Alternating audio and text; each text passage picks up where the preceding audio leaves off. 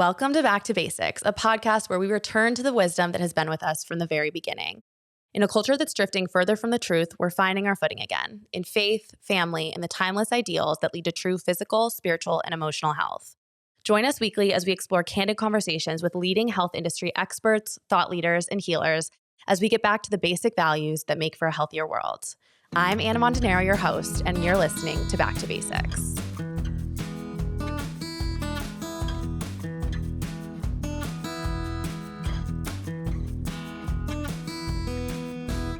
Hello, everyone. Welcome back to this week's episode of Back to Basics. Today, I have Dr. Natalie Underberg's husband on. I know that you probably listened to her episode last week. This was the second time that she came on the podcast, and we talked more in depth about female factor infertility, infertility in general, different causes of infertility, and all the things. Today, we are sitting down with her husband to talk about the men. So Dr. Roland, please introduce yourself, tell us a little bit about your background, and then we'll dive into talking all about husbands and men and all of the infertility things that are going on. Okay, great. So as you said, I am Dr. Natalie Underberg's husband, Dr. Jake Roland. And I'm coming out after my episode's coming out after hers, so tough act to follow. She's incredible, and Yes, I am incredibly blessed to be married to her, and very thankful for that momentary lapse in judgment when she said yes.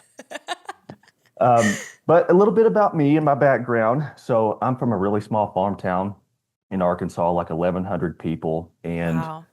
I mean, not a whole lot of health education. I think out of the state rankings for best to worst health, with one being the best and state 50 being the worst, I think Arkansas ranks at like 47, 48 consistently. Yeah, I'm from Iowa, and I think we're in the 40s too. So real recognize real. Yeah, it's pretty bad, and I don't think it's a coincidence that it's because conventional medicine is not to criticize conventional medicine. I think it's got a time and a place, but like anything outside of conventional medicine is hocus pocus. Okay. Yeah. And I knew I wanted to get out of that my hometown, and do something in the medical field.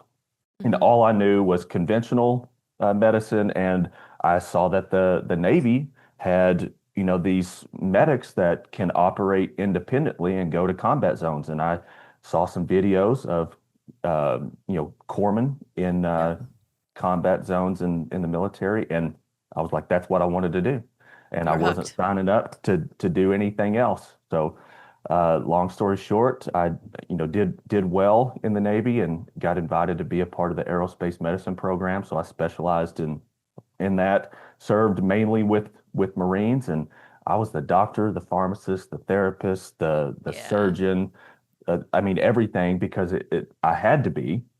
And there was a point where things just didn't make sense to me anymore. And I was going to go to medical school, let the Navy pay for it. But I turned that down because none of my flight surgeons were happy doing conventional medicine. And, a pill for every ill, give someone with this symptom the blue pill, someone with that symptom the red pill. I was like, you can teach children how to do what we're doing. Right. And there's no question as to why they have that symptom in the first place. Yeah. So that's what led me down the road to becoming a doctor of natural medicine and doing what I'm doing now. Wow. Yeah. I mean, I think the military is such a microcosm of a lot of the things that men struggle with, whether it be mental health, but also physical health. I mean, I know quite a few people in the military who, they're these big, burly men, but they have low testosterone because they've been sleep deprived chronically, or they, have DNA fragmentation in their sperm because they're pilots and they've been exposed to all of the radioactive frequencies that come in the plane. So we're going to talk about all of that, but that is like very ripe training ground, obviously, for what you're doing now. I want to kind of kick it off to just talk a little bit about male factor infertility. And it's often so overlooked, as you know. I think oftentimes, you don't get pregnant for a year, let's say, and you go to a conventional fertility specialist, in quotes, and it's all about the woman. And maybe they'll check the male's sperm count and motility, maybe, but they're not talking about things like DNA fragmentation or varicocele or things that I'm sure you see all the time. Mhm. So how important is preconception prep for men? It's incredibly important. And like you said, it's underappreciated, like horribly Mm-hmm. so. I mean, men are half of the equation, and that half of the equation extends far beyond the act of intercourse. Yeah. Okay. Um, 40 to 50% of cases are due to a male factor either combined with a female factor or alone. So men can alone by themselves be the reason why a couple cannot conceive. Mm. Not only that, but I mean, what we're really talking about is sperm health, okay? Right. And sperm health impacts not only the ability to conceive, but the health of the embryo. Pregnancy reduces the risk of pregnancy complications if they're healthy, Mm. increases the risk if they are unhealthy cells. And most importantly, it affects the lifelong health of your child Yes. through epigenetics, like that Yeah. that that transfer. So it's important, like be fruitful and multiply. Like let's make healthy generations of people. Amen. Yeah, absolutely. And so, what are the things that when you're talking to men about preconception, right? Because I feel like this is such a hot topic for women right now. Oh, Mhm. I want to do my preconception prep because I want to be fertile when I go to conceive a baby, and I don't want to I don't want to be batting from behind in that I'm learning about all these things when I already want a kid. Because as you know, for most women, and I just talked with Natalie about this, when you flip the switch of I want a baby, you're like having dreams about going into labor. Like it's like, oh, now that I think I want a baby, I wanted a baby yesterday. It's got to happen now. So it has become such a conversation topic for women. I don't see it that way for men, maybe because I'm not a man. But what are the things that you're having men focus on specifically during that preconception time? So there's like tiers of things. Mm-hmm. We start with the foundational stuff, the core four: diet, stress, sleep, and movement. Mm, Okay. And then layered on top of that would be your environment, like what you're putting on, in, and around your body. So like mm, the Glade plugins, the scented candles, the Old yeah. Spice deodorant, and Yeah. I'm sure we're going to get into the endocrine disruptors and all of that stuff, but it's those foundational things. And I find that once men understand, the people that actually, the men that actually care, right, Mm-hmm. and aren't there just because their wife drug them in and they're going to go back to doing whatever they want as soon as the call is over. Unfortunately, I see quite a few of those. Yeah. Um, uh, but the men that are motivated to make a change, once they understand why they're having to make these difficult changes or inconvenient changes, like they're all in. Yes. What does you mentioned the core four: diet, exercise, sleep. What was the last one? Movement. Stress. Okay, movement. Um, what is a preconception diet for men that is best? Great question. So birds of the air, beasts of the field, creatures of the sea. Okay. So Love it. beef, chicken. I don't encourage pork so much anymore because of Me neither. the parasitic infestations. Wild game, venison, elk, bear meat in Idaho. There's a lot of people that eat bear. I kind of discourage people from that. More of a parasite transmission risk I there bet. Is that than super pork. gamey too? It's very gamey. It's very Yeah, not for gamey. You me. really got to have a taste for it. But duck, Yep. beef, and everything that I'm mentioning here, organic, grass-fed or vegetarian fed, grass finished Mm-hmm. as well. Um, and the the colors of the rainbow. Yeah. So vegetables, cruciferous, especially for men, because the compounds within cruciferous vegetables help to modulate estrogen levels. Mm-hmm. So cabbage, broccoli, Brussels sprouts, cauliflower, assuming you tolerate them well. Not everybody does. If you don't Yeah. tolerate it well, just don't eat it. Mm-hmm. Nuts, seeds, berries, Mm. honey, maple syrup as well. Yeah. What do you think about dairy? Oh, I don't think dairy's bad for everyone. Mm, Okay, assuming that it's coming from like Weston price approved, yeah, source or similar to.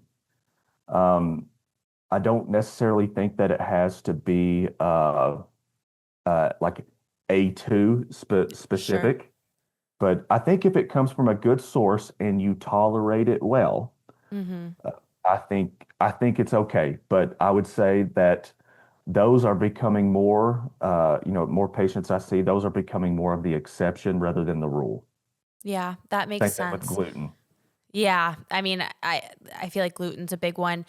What about fat? Because I see a lot of men that, and maybe this is just like who's in my orbit, who were former gym bros or they are still gym bros and they're like obsessed with being shredded and they're afraid of fat because they've, bought into the like macro counting and all of those things. What is your opinion on fat for fertility and sperm health? It's vitally important because fat's energy, Yeah. right? And there's more than twice the amount of energy in a gram of fat than there is protein or carbs. I mean, Mm. 9 calories versus 4 and 4, Mm-hmm. right? And look, if you're a bodybuilder for a living and that's how you provide for your family, then yeah, you should probably be worried about the fat, but Yeah. not many of those guys walking around. Um, but outside of that, I think fat is very good, assuming it's coming from, like organic beef tallow, Sure. for example, olive oil, avocado oil, and not a McDonald's cheeseburger, Yeah, absolutely. So nuance, obviously. for sure. With sleep.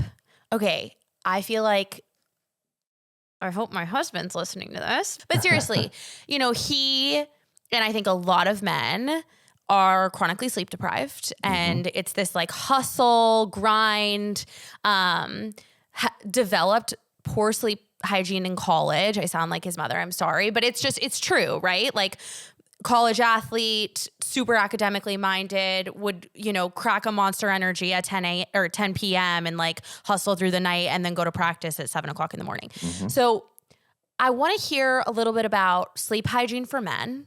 What works? What should they be supplementing with to get there if they need to? And how much should men sleep? Is 8 hours like a psyop by big caffeine?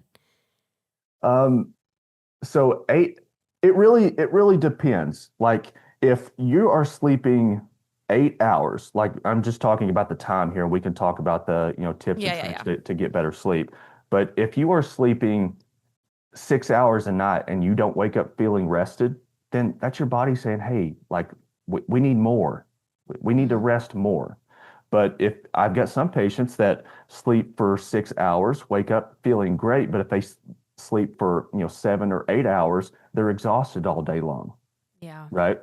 Your body's going to give you a lot of information that useful tools like an Aura ring never will, right? Hmm. Not saying that, you shouldn't use like, these sleep tracking devices and such, but like your body always trumps what that says.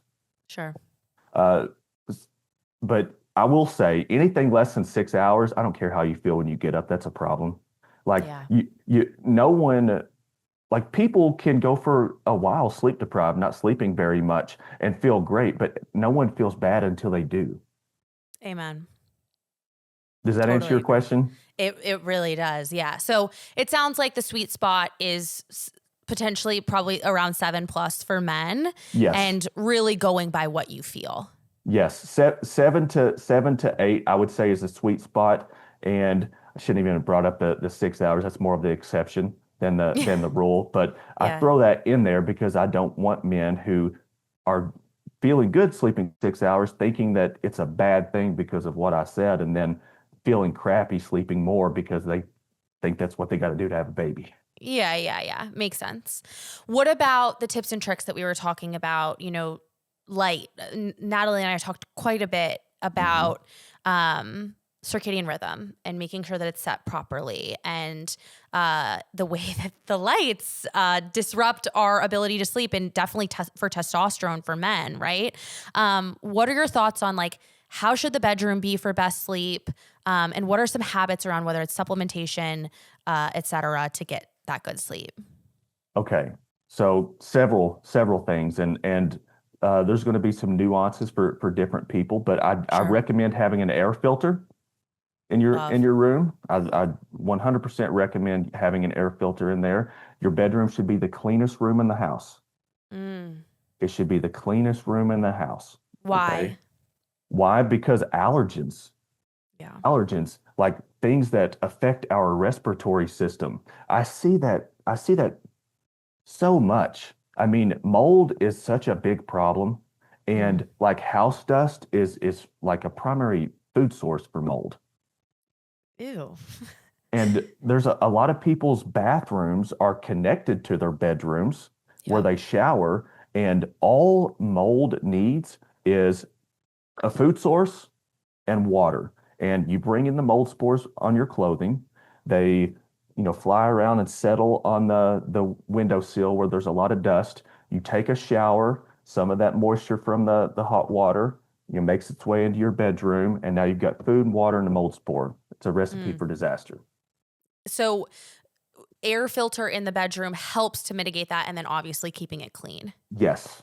Yes. Yeah. Okay. Removing the food source, controlling the moisture by using a bathroom fan. If you don't have one that pulls a lot of air, get a new one.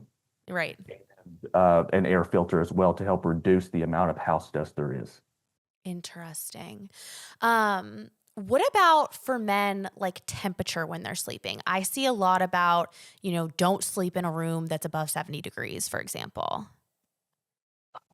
Well, I like it much colder than my wife does, So and does my husband. It's the worst. much colder. And I find that above 68 degrees, people tend to not sleep as deeply and as Yeah. efficiently. So 68 degrees or below. What we did to mitigate, the our differences in uh, temperature, which ones we prefer, I got a, chili pad. Mm. I don't know if you've heard of those, but No. it's like a cooling mat that hooks up to this little chili pad machine, and it pumps cool water through it, and it can actually pump like heated water through it Wow. as well. And you put that on your mattress, and that's what I sleep on, and I love it. I absolutely Oh my love it. gosh. I need to get one of those for my husband. He'll love that. As far as biohacking stuff goes, if I could only pick one thing and I had to get rid of every other biohacking tool I got to include a red light, I would Yeah. 100% keep the chili pad. Oh my gosh. I have literally never heard of this in my life. This is so interesting. Phenomenal. And I don't get anything for promoting them. I'm Yeah. just mentioning it because it is a wonderful tool, especially if you and your partner like the bedroom at a different temperature in order to Mhm. sleep your best. Like that's a good way to mitigate that. Okay, very interesting. Okay, so we've talked about diet and sleep. You said movement. So, what should that look like for a man during preconception?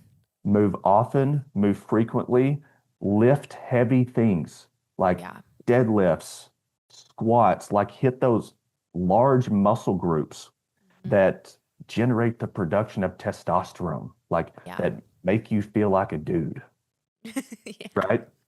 Um, Yeah. I'm telling you, there's something that changes when you start targeting those large muscle groups. You start looking different. Your wife's all of a sudden giving you more attention than she ever has before. Like start with those large muscle groups. And when I say move often and move frequently, what I mean is don't succumb to the active couch potato syndrome where you go and kill yourself for an hour and a half in the gym and then are sedentary for the rest of the day. Right.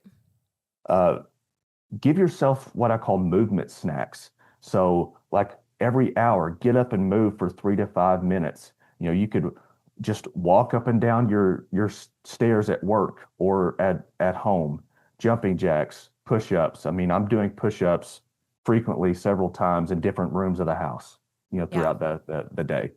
It doesn't have to be super intense. If you can't get to a gym, bring it home to you, Yeah. Absolutely.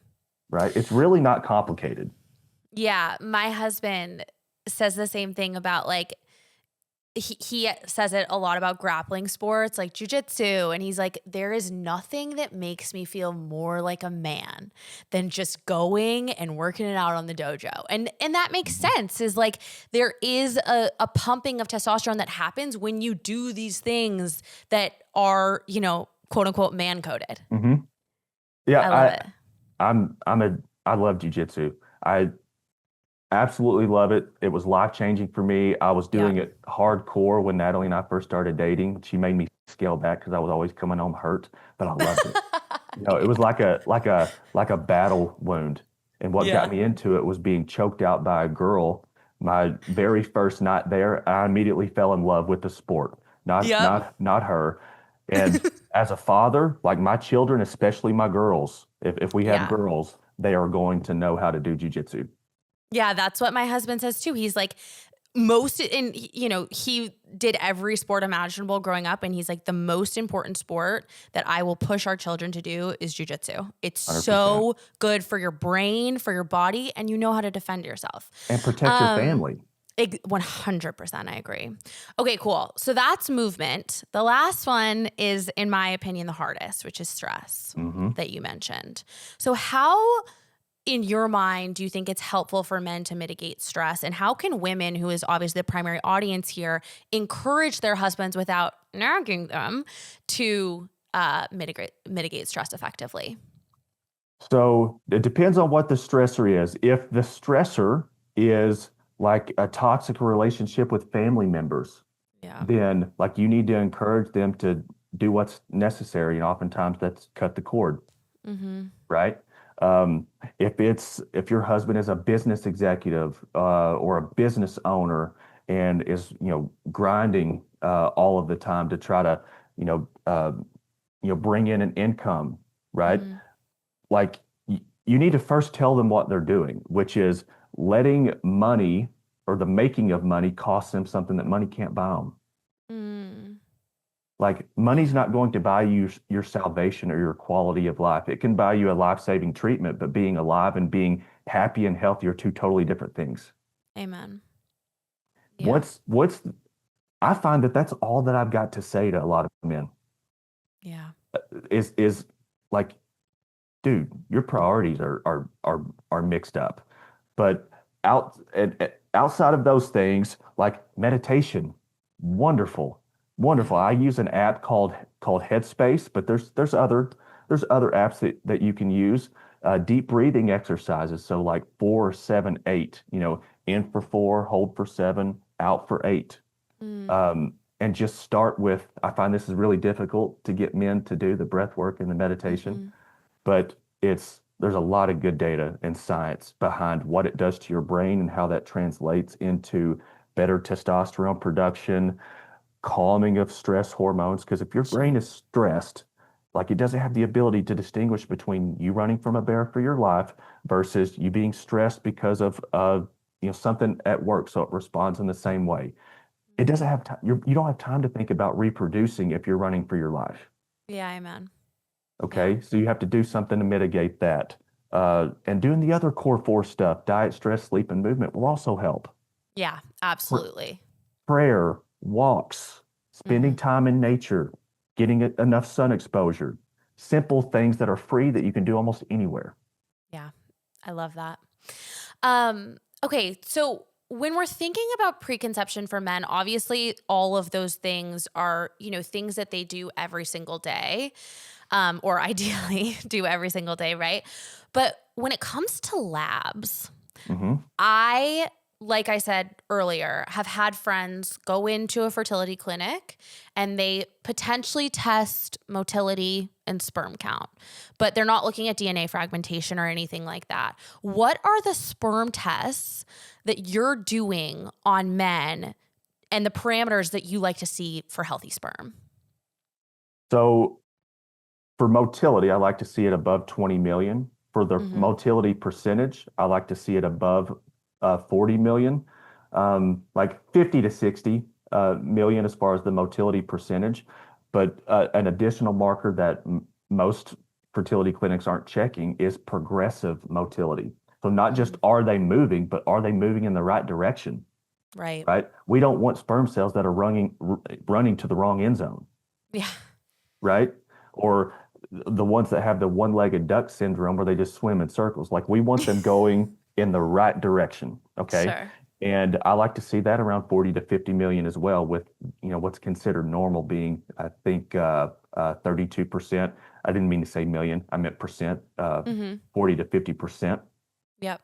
DNA fragmentation, like I don't want you to see anywhere near the cutoff, which is 45%. Like I want to see you like much lower than Sure. that.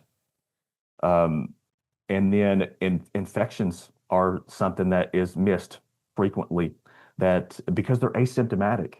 Right. That's why we call them hidden infections or stealth infections, because most of the time, in my experience, the only symptom is the inability to conceive or poor sperm health.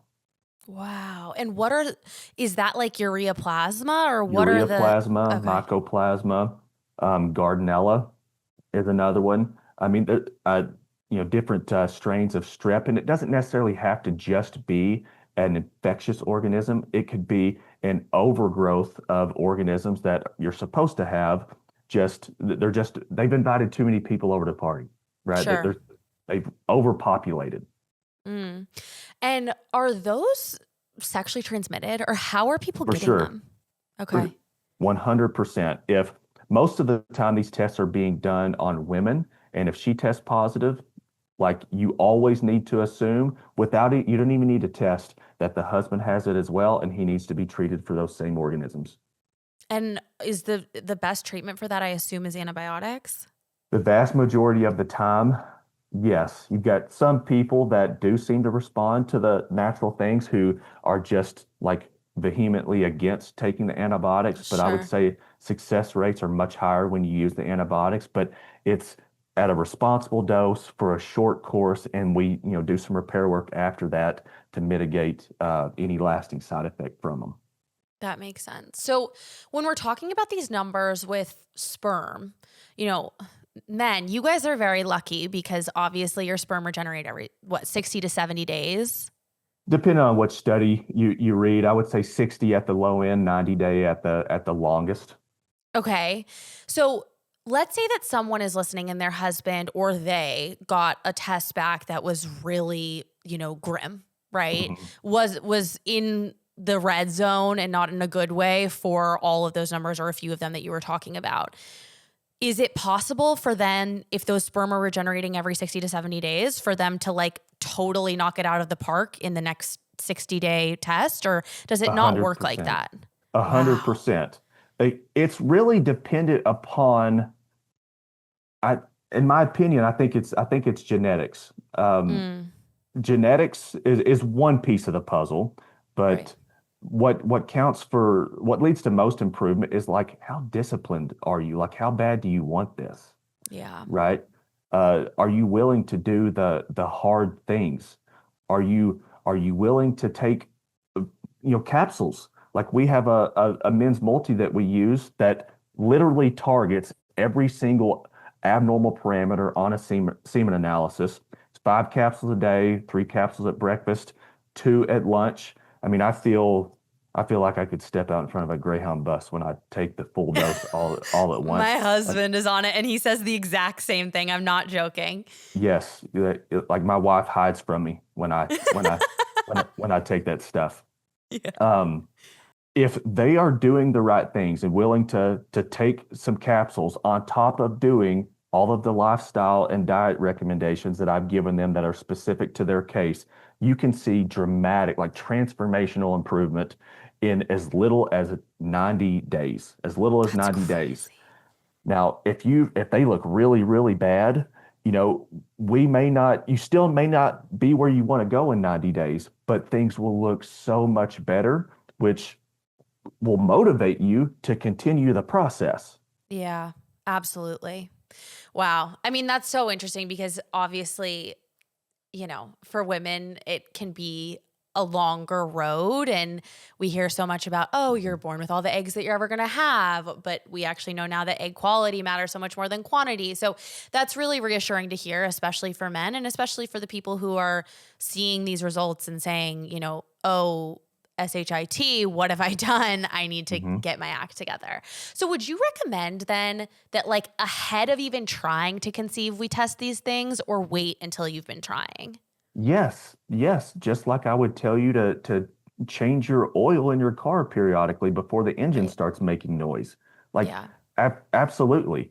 And I would say, and I wouldn't even though the life cycle of sperm at most is 90 days, I wouldn't recommend starting 90 days before. I would say minimum of 6 months. Even better would be a year. Right. Like think like way ahead into the future, just like you would think about retirement, Mm-hmm. right? Absolutely. Like prevent future problems like today. Yeah. Start Yeah. today. Totally. So that's sperm tests. What about blood tests? What sort of like nutrient tests are you looking at? I assume you're looking at testosterone. What labs should people be getting for their husbands to when it comes to thinking about preconception? Great question. Okay, so from a hormone perspective, I would test LH and FSH, Hmm. which tell your body to make testosterone and sperm cells respectively. Yeah. I would check estradiol, prolactin, and total testosterone, free testosterone, and sex hormone binding globulin or SHBG. Hmm. Okay. That gives you like a full scale picture of what your hormones are doing, what your levels are. Do you have enough of, total testosterone, but your free testosterone is low? That's why Yeah. you want to check both. Total testosterone doesn't differentiate between the two. As far as nutrients go, I would test B12, Mhm. folate, vitamin D, zinc, and copper. Maybe I don't always test for those, but can be useful if you're someone that already knows you have low testosterone because zinc's needed to make it. I would do a full iron panel with ferritin. I see so many men and women even with really high levels of iron because they're overdoing it on these beef liver Yeah. supplements and Yeah. cooking in a cast iron skillet too often. And having too much iron is worse than not having enough. Iron becomes like an oxidative poison, no different than Right. mercury or lead. Yeah. It's Okay. really interesting how much more common like hemochromatosis is nowadays. It's Yes. wild.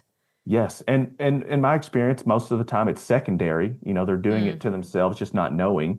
Yeah. And you just cool it with the cast iron skillet, which should be looked at like an iron supplement. I mean, that's how effective it is at increasing Yeah. iron levels and stopping with the beef organs because some guru on, Instagram said you should be consuming it every day. Yeah.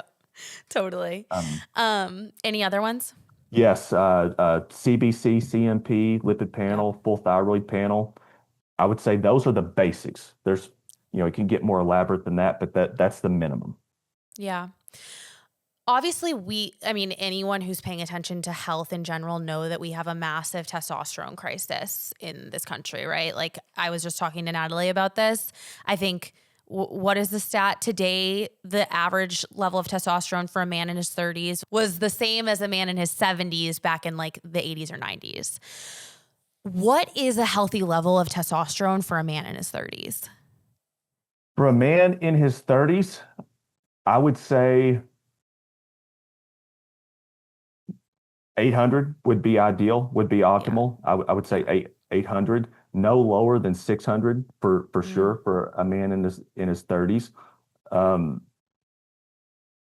yeah, any lower than 600 is a problem, and I find that men feel their best, look their best with levels around 800 for sure.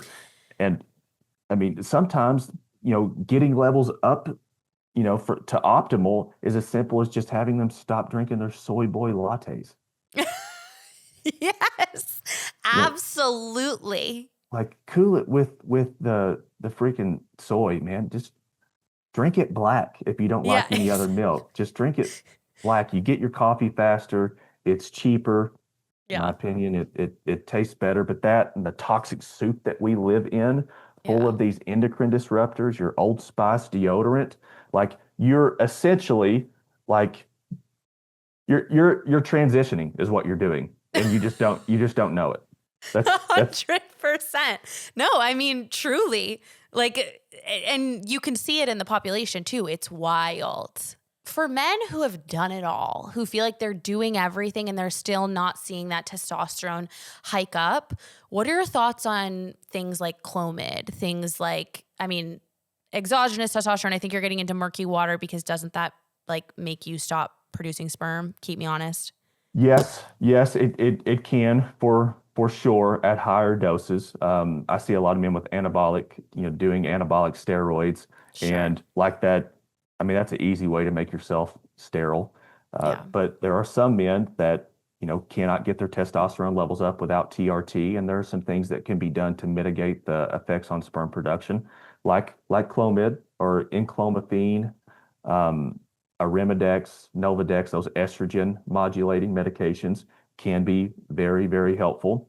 FSH injections are also Mm, something that doesn't impact testosterone as much as it does sperm count itself, but that can be helpful. HCG yeah. injections also can be very useful. And when you say do it all, I usually find that they They're haven't not. Yeah. done it all. But I would say for someone who's doing everything right from a diet and lifestyle perspective, the like I would start with herbals. So Mm, so vitamins, minerals, antioxidants, so like CoQ10, alpha lipoic acid, L-carnitine. Maca is a very powerful testosterone boosting herb that doesn't increase estrogen at the same time, which a lot of the testosterone formulations do. for men, I know that you said this earlier that like sperm can be since it regenerates every 90 days on the higher end, you can see a huge difference in tests over the course of a 3-month period. Does that include DNA fragmentation? Can DNA fragmentation be fixed? Because I hear it all the time. Oh, we had to do IVF because my husband had really high DNA fragmentation in his sperm. 100%. And I would actually say that DNA fragmentation is like improves at a faster rate in my Mm, experience. It improves at a faster rate than the other sperm parameters. And it's it's so easy to fix. You know, yeah, no tobacco, give up the alcohol, the nicotine, which I'm sure we'll talk about. we That have to. that's a big one. I mean, I think it's a great option if you are transitioning from smoking cigarettes, but Yeah, like the nicotine, full stop, needs to go if you're trying to have a baby. yeah. Nicotine does have some health promoting benefits, but like use nicotine for those benefits after you're done having children. Mm, yeah. Okay. Eating like antioxidants, which are the antidote to oxidative stress, which is what Mm, causes DNA fragmentation. They take the bullet for your cells so that your cells don't take the bullet. Um, Taking a glutathione, NAC. I mean, honestly, a good like men's multivitamin is the way to go because it's all antioxidants. sure. It's all antioxidants. Sleeping well, not burning the candle at both ends for extended, periods of time, Yeah. not engaging in toxic relationships. I mean, pretty simple stuff as a general rule. There are exceptions where more is needed, but like just reduce the oxidative stressors in your life. Yeah, that makes sense. We'll come back to the nicotine because that's a whole Oh, conversation, okay. but we got to talk about the sauna because Sure. the sauna is, all the wellness bros are into it, all the biohackers are into it. And now people are saying, "Oh, well you can just put ice on your balls while you sauna and that protects the sperm from the heat." I don't buy that. I'm curious what your thoughts are. So saunas, hot tubs, men that like their hot baths at Mhm. the end of the day, even long hot showers, laptops on the lap, also a Mm. big problem. But back to the sauna and the ice packs. So as a general rule, yes, that's bad. You just shouldn't be in the sauna. There, so just yes, flat out yes, you shouldn't be in the sauna with an ice pack. It's not enough. Okay. Right. Uh, but for the men that are seeing me as patients that might listen to this that are asking themselves, well, why are you telling me to do a sauna? It's because we're trying to get the lead and mercury that Yeah, your blood levels were elevated for. Those people, like it's the lesser of the two evils, right? We have to get rid of the heavy metals, and then we'll worry about the heat on your testicles. Those people all have to do an ice pack while leaching the heavy metals out of their body in the sauna. sure. That makes sense. But to be clear, if a man is getting ready to try to conceive, he shouldn't be sitting in the sauna with an ice pack on his balls thinking that he's doing something right by his sperm. 100% agreed. Okay. Um, 100%. and you would say the same for hot tub, hot shower. I mean, my husband is so sensitive to the heat in general. I think that's probably really common for men though, because their bodies want to produce sperm, right? Mhm. Interesting. It may be. It may Yeah. be. It wouldn't surprise me if that was, part of God's design, but it may very well be a biologically protective mechanism. Yeah.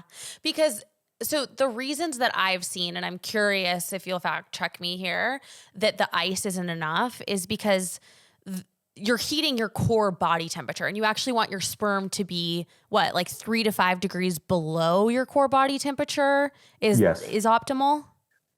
roughly, yes, yes. And the warm, like it's the heat is still making its way to your testicles because like heat is a vasodilator, opens up your blood vessels, heats up your core, which heats up your blood, and that blood circulates throughout your body to include your testicles, Yep. which is carrying the heat from other parts of your body to that location. Yeah. Um, can we talk about, while we're on balls, can we talk about microplastics in the balls? What are we 100%. doing about that? I mean, not like people aren't doing enough. That's Right. that's for that's for sure. But like that is a covered like area that draws a lot of heat, which helps to leach the plastics and the other chemicals and the freaking flame retardant that has never saved anyone that is in boxers these days.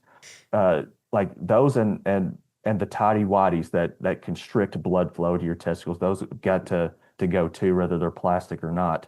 Yeah. But that is a big problem. You're absolutely right. That is a big problem. There's been studies done where they take samples of sperm cells and testicular tissue and find like large quantities of it there. Like, how did it get there? Jeez. Yeah. Right? That's not just from, drinking BPAs out of a, plastic bottle. That's Yeah. also from direct, like skin contact by these toxic boxers. I think I saw you do a a post about Nads boxers. That's Yeah, all we that I love have. nads. Yep. Absolutely love them. Yeah. Absolutely love them. And I find that they're more comfortable than the toxic junk anyway. Yeah, absolutely. I think I, the boxers are a massive problem. So you see, okay, so like for men wearing compression shorts, for example, bad. Yes, yes. If it can be avoided, you just shouldn't do it. Yeah.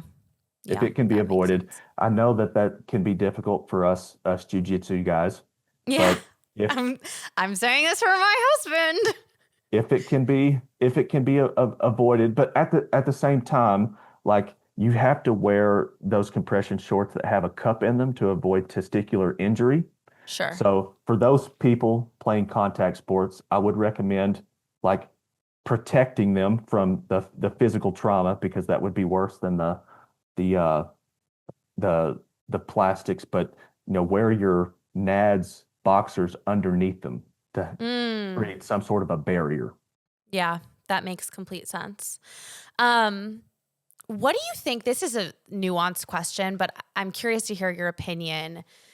Obviously, we have a lot of data surrounding how often men should be ejaculating for optimal sperm health. What is the directive that you give your clients on that? It's a great question. Every other day, Yeah. every other day, especially if their motility is low, seems to be the best frequency. And if they're taking the men's multi Hmm. that my wife and I formulated, that'll be no problem. They're going to be every dayers. But is every day bad? No, absolutely Okay. not. Okay. Absolutely not. Uh, and it's not that you have to, it needs to be every other day for the entire cycle of an entire woman's cycle. Hmm. So, because sometimes that's just not practical for Right. people with traveling for work and such. But during the weeks, days leading up to ovulation, during ovulation, every other day, if not every day, Yeah. for sure.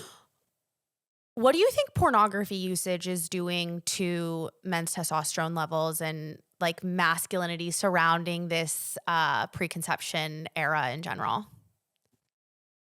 It's destroying all of it. Yeah. It's destroying all of it for many reasons. I mean, it's creating a stimulus in your brain that's not possible to experience outside of that environment, Mm, like multiple partners yeah. all at once doing all manner of wickedness that you would never ask your wife to do. Right. The like the impact on your libido as well. Your brain's now chasing this euphoric high that doesn't exist in reality. Yeah. It pulls apart your connection with your significant other. Mm, It's it's adultery, yeah. It is. right? That is no different than going out and sleeping someone at, with like physical contact. In Right. fact, it's worse. It's Yeah. worse because it's like it's a virtual reality experience that does much more than just ruin your marriage, right?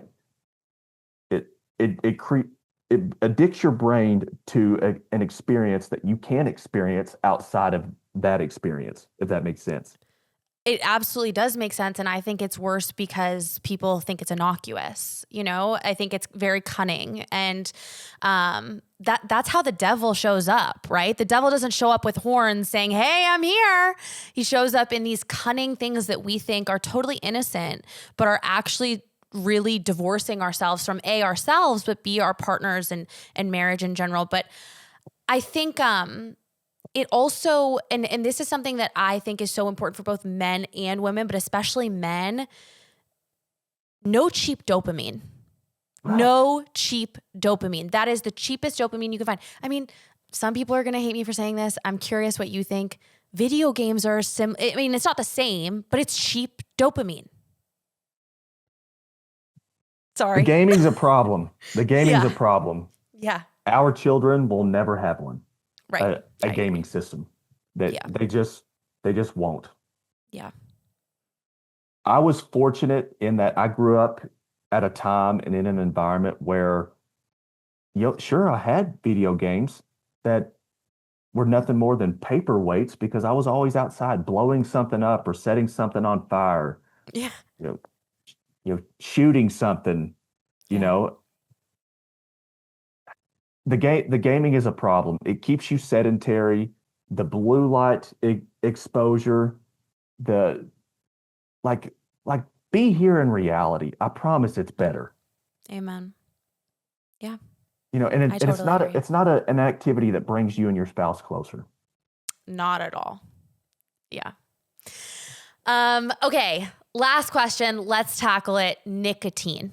My Okay. husband is going to turn off the podcast at this point. I know it. I'm watching you. I want to hear, what are your thoughts on nicotine for sperm health? Zins, I mean, he does the, flavorless nicotine pouches, the Zins, and Mhm. maybe one is good, but he's not doing one. And most people listening, husbands aren't doing one. And this isn't an attack on him whatsoever. I think with all of this stuff, Dr. Roland, I think that it's better from you or it's better from somebody else than it is from the wife. And I think For we can sure. help guide our husbands toward things. But when it becomes this microscopic nagging that is like really detrimental to his character and his masculinity, like I try to not go into any of that. So I'm curious what your thoughts are on the Zins. Do they have to go completely? What is the right dose for nicotine if they're going to do any? And what's the best way to get off of them for people who are genuinely addicted? For people that are genuinely addicted, we'll start there. Like you, you're going to have to suffer for a little Yeah. bit. I'm sorry. There's no easy. That's how all addictions are. Right. Easy to acquire, difficult to get rid of. Yeah. Okay. Same thing with caffeine. Amen. I have to stop you and tell you this story Okay. quickly. One of my girlfriends, her boyfriend was a cigarette smoker. Okay. For like when we were in our early 20s, he gets off cigarettes by going to Zins. Okay. So he's on the Zins and finally he's like, I gotta kick these things. I know the way I'm going to kick them. I'm going to go back to smoking cigarettes because I'm so embarrassed to have to go out to smoke a cigarette. I just won't do it. Like it's the grossest habit you could have. So I'm not on Zins anymore. I'll only carry cigarettes with me. He quit cold turkey because he was so mortified to be like, oh, after dinner, I'm going to go outside and smoke a cigarette. Like, what am I doing? I'm 32 years old. Like I got to stop this. So I don't recommend that to anyone, but it is hilarious. I was about to say, give me a break, but then you told, heard the rest of the Turn it story. around. That's what it was, is he found something that he disliked more that overpowered his like or want for Right. nicotine. Right. And essentially what he did was he found his why. He who finds his why can, really overcome anything to get that why. Yeah. I would say that one, you're going to suffer a little bit, and you should. That's the cost of an addiction, right? Mm-hmm. But two, find your why, like find your reason. Like for a lot of men, is looking at what not having a looking at what your wife's period coming every month does to her when Mm, she's wanting a baby, yeah. right? Oh, that makes you want to cry. And knowing that you are a contributing factor to Yeah. that.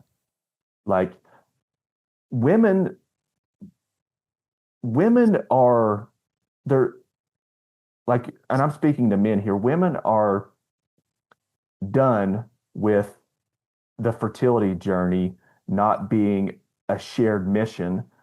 Uh, It right now it's a silent burden they carry alone.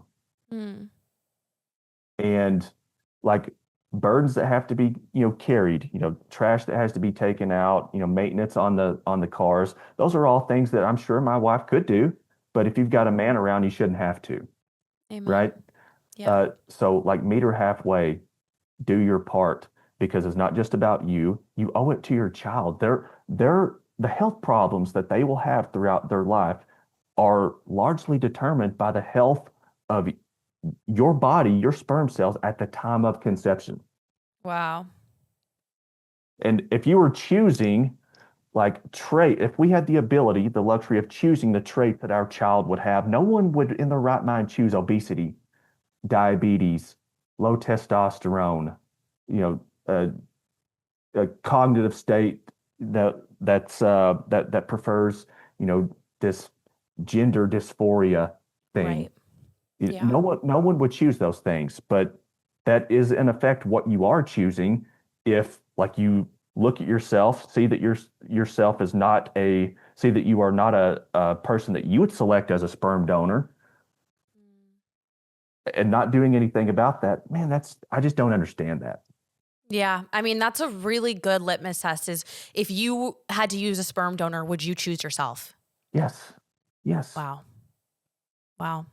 Okay. So the nicotine's a no-go, it sounds Oh, like. 100%, 100%. Yeah. Once you're done having children and you want to use it for the, cognitive benefits, I mean, Vanderbilt University Medical Center, they're using it as a potential treatment for dementia and Alzheimer's, and the research looks very promising. Right. It does have some health promoting properties, and it does transiently increase testosterone levels. Yeah. But if you're doing something that increases testosterone levels, but also lowers sperm count, I mean, there's not a single sperm parameter that it doesn't negatively impact. You're just trading one problem for another. Yeah, absolutely. Absolutely. Okay. The last question I want to ask you, and we touched on this a little bit, but my audience is primarily women. So these Mhm. are women listening to this, thinking about how they're going to have these conversations with their men. You're a man. How would you want a woman to talk to you about this shared fertility journey?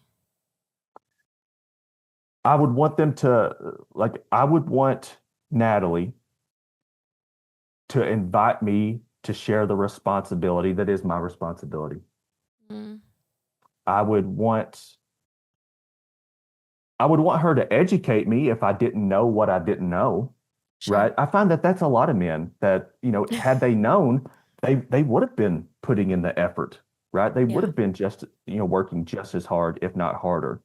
Uh, but they just don't know. But for the ones that listen to this, that's not an excuse you've got anymore. Yep. I would want my wife to lovingly remind me, like, hey, like you're the leader of the household. It starts with you, Mm, this included, yeah. right? So, like, I get moving, Yeah. right?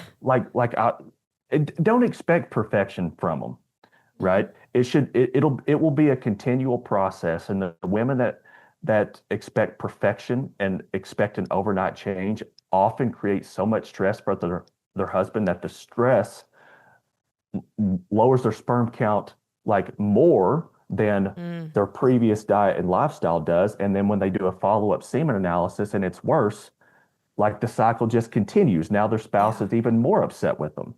Wow. Like give them some grace. You should hold them accountable, expect continual improvement.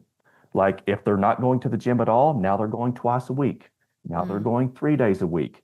Like it should be a progressive overload over time where things are continually getting better, yeah. making better choices this month than you did last month. That's what you should expect out of yourself. That's what you should expect out of your husband. And don't be afraid to hold them accountable. Yeah. Absolutely. I love it. All right, Dr. Roland, thank you so much. Tell the audience where they can find you, where they can book time with you, if they want to work with you and Natalie. What does that look like? Okay. So best places to find us are rolandfunctionalmedicine.com. That's our website. You can schedule an appointment right there on the website, or you can reach out and get in contact with myself or my wife through her Instagram. I Yep. often answer a lot of questions pertaining to men on her Instagram.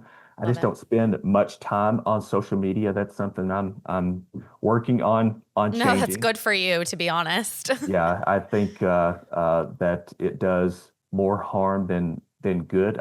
I think social media, for the most part, is of the devil, but can be used for good things. So my wife's Instagram and RolandFunctionalMedicine.com are how you can get in contact with us and schedule time with either myself or Dr. Natalie. And I recommend that everyone start with a discovery call to make sure that I'm even a good fit for you, Sure. right? I don't want to waste your time if you are, or your money, if you are someone who's already done everything that I would do, or if I wish I was the person that had the fix for everybody's problem, Of but course. unfortunately I don't. And I want to be able to tell you that that's the case and be honest with you and direct you to the right person.